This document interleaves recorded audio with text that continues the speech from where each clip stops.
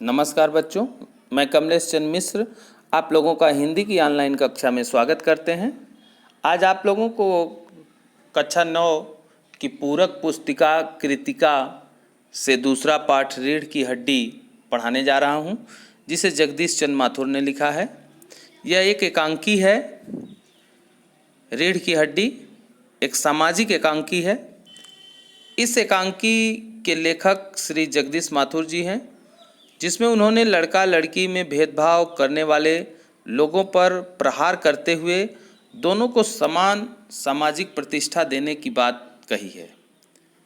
आइए इस एकांकी का सारांश देखते हैं। इसमें रतन एक नौकर है जो बार बार गलती करता है और मालिक की डांट फटकार सुनता रहता है। भुलक्कड़ प्रकृति का है, वह कभी कुछ तो कभी कुछ भूलता ही रहता है।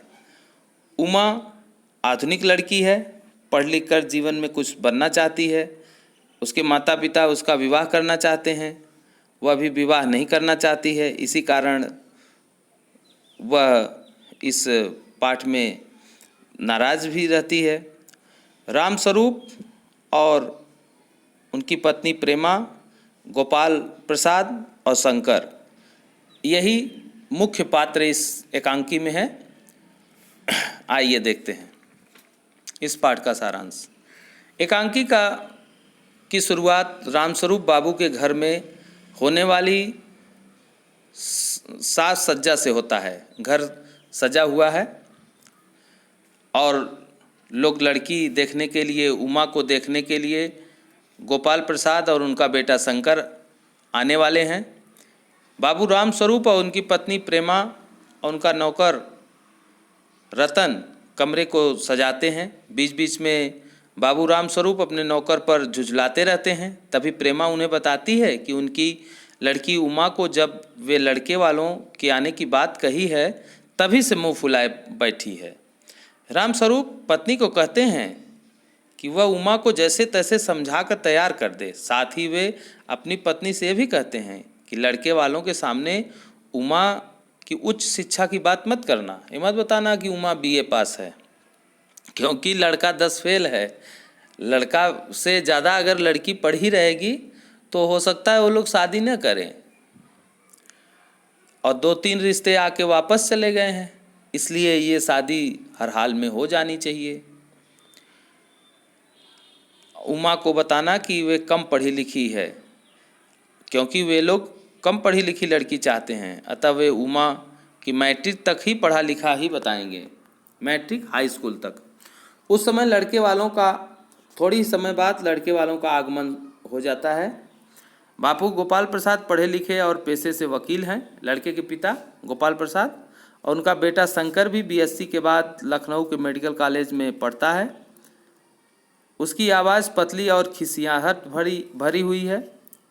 ये तो बताने के लिए कि वह मेडिकल कॉलेज में पढ़ रहा है और बीएससी कर चुका है, लेकिन वास्तव में तो मैट्रिक फेल ही था, बाद में पता चलता है।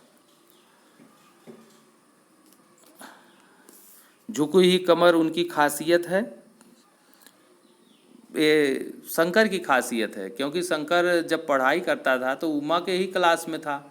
एक बार लड़कियों के साथ छेड़खानी के संदर्भ में उसकी बलभर पिटाई हुई थी। हॉस्टल में बलभर पीटा गया था। तब से ही उसकी कमर थोड़ी झुकी हुई थी या टेढ़ी हो गई थी। रामस्वरूप अतिथियों का अवभगत करते हैं। गोपाल प्रसाद अपनी अतीत की बातें शुरुआत करते हैं। आत्म प्रशंसा करते हुए अपने आप को महान साबित करने की कोशिश करते हैं। कुछ ही देर बाद गोपाल प्रसाद विवाह को बिजनेस कहकर विवाह की बात छेड़ते हैं।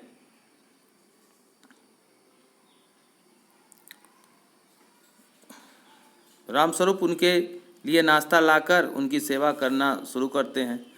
कुछ इधर उधर की बातों के बाद गोपाल प्रसाद फिर से विवाह की बात छेड़ देते हैं। स्पष्ट करते हैं कि उन्हें कम पढ़ी लिखी लड़की चाहिए। उनका मत है कि लड़कियों को अधिक पढ़ाना बेकार है। पढ़ लिख कर क्या करेंगी, घर में चूल्हा चौकी ही तो करना है। पढ़ाना और कमाकर लाना तो केवल पुरुषों का ही काम है। स्त्री का कार्य तो केवल घर गृहस्थी को ही संभालना है। गोपाल प्रसाद कहते हैं कि उच्च शिक्षा प्राप्त करना केवल लड़कों का ही अधिकार है, लड़कियों का नहीं। उनका लड़का शंकर भी उनकी इस विचारधारा का समर्थन करते रहता है। थोड़ी देर के बाद रामस्वरूप अपनी बेटी उमा को आवाज़ लगाते हैं। पान की तस्तरी हाथ में लिए उमा सादे कपड़ों में आ जाती है। अभिनंदन करने के बाद बैठ जाती है। उसकी आंखों पर लगा चश्मे को देखकर गोपाल प्रसाद शंकर चौंक पड़ते हैं। रामस्वरूप बताते हैं कुछ दिन पहले ही आंख में कुछ खराबी होने के कारण चश्मा लग गया है। गोपाल प्रसाद उसे गाने बजाने के बारे में पूछते हैं। रामस्वरूप भी उमा से को गाने के लिए कहते हैं। उमा सितार उठाकर मीरा का मशहूर गीत मेरे तो गिरधर गोपाल दूसरो न कोई, मेरे तो गिरधर गोपाल दूसरो न कोई, एक गीत गुनगुनाने लगती है।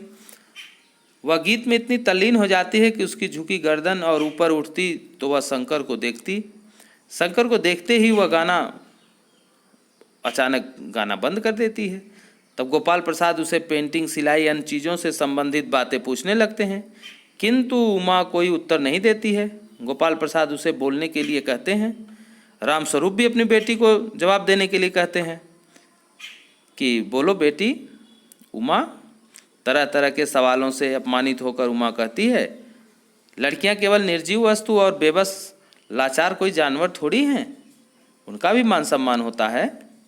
तरह तरह के सवाल पूछकर उन्हें अपमानित करना उचित नहीं है।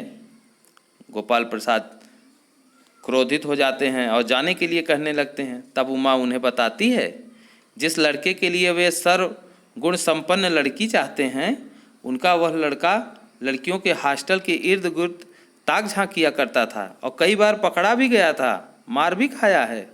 गोपाल प्रसाद को जब ये पता चलता है कि उमा पढ़ी लिखी लड़की है तो वे रामस्वरूप को कहते हैं उन्होंने उनके साथ धोखा किया है, यह कहकर दरवाजे की ओर बढ़ते हैं। तब उमा कहती है, जाइए और खुशी से जाइए और पता लगा लेना कि आपके लाडले बेटे की रीढ़ की हड्डी है भी कि नहीं। रीढ़ की हड्डी का मतलब होता है वो आत्मनिर्भर है कि नहीं, अपने पैरों पर खड़ा है कि नहीं, अपनी जिम्मेदारी स्वयं वहन कर लेता है कि नहीं, कि माँ बाप के ही पैसे पर अपना गुजर बसर करता है। इसी को रीढ़ की हड्डी, पाठ का शीर्षक भी इसीलिए रीढ़ की हड्डी ही रखा गया है। बाबू गोपाल प्रसाद के चेहरे पर बेबसी का गुस्सा और शंकर के चेहरे पर रुआसापन आ जाता है। दोनों बाहर चले जाते हैं। रामस्वरूप वहीं कुर्सी पर धम्म से गिर जाते हैं। उमा भी रोने लगती है।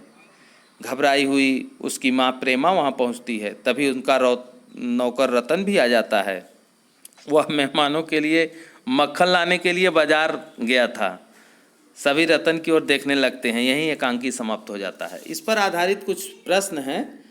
आइए हम पहला प्रश्न पूछते हैं, देखें आप प्रश्न का उत्तर सही बता लेते हैं कि नहीं। रामस्वरूप और गोपाल प्रसाद बात बात में कहते हैं एक हमारा जमाना था। बात बात में कहते थे एक हमारा जमाना था, कहकर अपने समय और वर्तमान समय से तुलना करते हैं। यह बात कहाँ तक उचित है। मनुष्य का स्वभाव होता है कि वो अपने अतीत से चिपका रहता है। सभी को उसका अतीत अच्छा लगता है, लेकिन उस ज़माने की इस ज़माने से तुलना करना कोई अच्छी बात नहीं है। उस ज़माने के रहन सहन क्रियाकलाप कैसे थे, आज के रहन सहन क्रियाकलाप कैसे हैं, इसलिए एक समय का दूसरे समय से तुलना करना ठीक नहीं होता है। दूसरा प्रश्न, रामस्वरूप का अपनी बेटी को उच्च शिक्षा दिलवाना और विवाह के लिए छिपाना, यह विरोधाभास उनकी किस विवशता को उजागर करता है। रामस्वरूप अपनी बेटी को उच्च शिक्षा दिलाते हैं और शादी के लिए उसे मैट्रिक पास बताते हैं, 10 पास बताते हैं। ये उनकी मजबूरी है, उनकी विवशता कि धनहीन हैं, कम पैसे हैं, लड़की की शादी कैसे होगी, और एक दो रिश्ते आके चले गए थे, रिजेक्ट हो गए थे, इसलिए वे इस मजबूरी के कारण वे झूठ बोल रहे थे। अगला प्रश्न, अपनी बेटी का रिश्ता तय करने के लिए रामस्वरूप उमा से किस प्रकार के व्यवहार की अपेक्षा कर रहे हैं, वह उचित है? बिल्कुल उचित नहीं है। रामस्वरूप चाहते हैं कि बेटी उमा उनके सभी सवाल का उत्तर बड़े सहज भाव से दे और यह भी चाहते हैं गोपाल प्रसाद के द्वारा पूछे गए बेहुदा प्रश्न के भी वह चुपचाप उत्तर देती जाए, लेकिन यह ठीक नहीं है। राम प्रसाद एक मजबूर पिता हैं। वो अपनी बेटी उमा से चाहते हैं कि वह ऐसे प्रश्नों का उत्तर दे ताकि उसकी शादी तय हो जाए। गोपाल प्रसाद विवाह को बिजनेस मानते हैं। रामस्वरूप अपनी बेटी को उच्च शिक्षा छिपाते हैं। क्या आप मानते हैं दोनों एक समान अपराधी हैं? हाँ, दोनों एक समान अपराधी हैं। शादी ब्याह दो पवित्र रिश्ता है। इसमें दो संस्कारों का मिलन होता है, दो परिवारों का मिलन होता है, दो व्यक्तियों का मिलन होता है। लेकिन इसे बिजनेस कहना यह गलत है। और रामस्वरूप उमा के पिताजी अपनी बेटी को उच्च शिक्षा छिपाते हैं, यह भी गरीबी के कारण करते हैं, यह भी ठीक नहीं है। अगला प्रश्न, आपके लाडले बेटे की रीढ़ की हड्डी है भी या नहीं? उमा के इस कथन के माध्यम से शंकर की किन कमियों की ओर संकेत कर रहे हैं? उमा उस समय जब प्रश्न कहती है, जब उससे ऐसे ऐसे बेहुदा प्रश्न गोपाल प्रसाद करते हैं कि उससे गुस्सा आ जाता है कि आपका लड़का आत्मनिर्भर है, अपने पैर पर खड़ा है, अपनी पूरी ज़िंदगी वह जी सकेगा और अपने साथ एक परिवार का भरण पोषण कर पाएगा। इसलिए उमा यह प्रश्न करती है, आपके लाडले बेटे की रीढ़ की हड्डी है भी कि नहीं? शंकर जैसे लड़के या उमा जैसी लड़की समाज को कैसे व्यक्तित्व की ज़रूरत है? समाज को उमा जैसी लड़की जैसे व्यक्तित्व की ज़रूरत है। रीढ़ की हड्डी शीर्षक का सार्थकता स्पष्ट करिए। रीढ़ की हड्डी एक सामाजिक एकांकी है। इस एकांकी में लेखक ने समाज की रूढ़ियों पर प्रहार किया है। लड़की प्रत्येक कार्य में निपुण है, गाना बजाना, सिलाई, कढ़ाई, बुनाई सभी कार्य उसे आता है। फिर भी उससे तरह तरह के सवाल पूछे जाते हैं। इसमें लड़के का पिता होने की उसे रौब भी है, जबकि उसे लड़की सरगुण संपन्न चाहिए। और उन्हें बाद में पता चलता है कि उनका लड़का चरित्रहीन है और शारीरिक दृष्टि से भी अपंग है।